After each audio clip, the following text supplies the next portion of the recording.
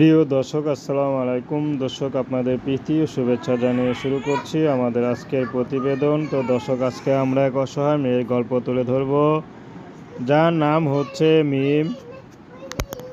মিমের বিয়ে শাদী হয়নি, মিম থাকে খালার কাছে।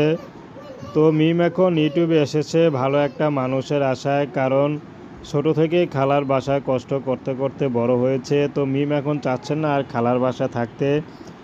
মিম আগে বুঝতে পারেনি, ছোট ছিল এজন্য হয়তো কষ্ট করেছে। এখন বড় হয়ে বুঝতে পারে যে মিম আসলে এখানে অনেক কষ্ট করে বড় হয়েছে।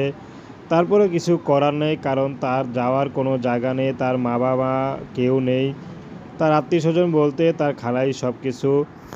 তো এখন মিম ইউটিউবে এসেছেন বাধ্য হয়ে, ভালো একটা মানুষ পেলে বিয়ে শাদী করবে। তার খালা তাকে বিয়ে শাদী দিতে চায় না, চাইলেও তার সন্তান আছে তারাও কষ্ট দেয়, তারা খুব হিংসা করে তার সাথে, কারণ মিম দেখতে একটু সুন্দর।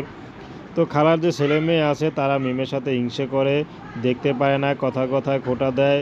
তো মিমের খুব খারাপ লাগে যে খালা তো বোন হয়ে ভাই হয়ে এত কষ্ট কথা বলে, যেটা নাকি মিমের বুক ফেটে কান্না আসে।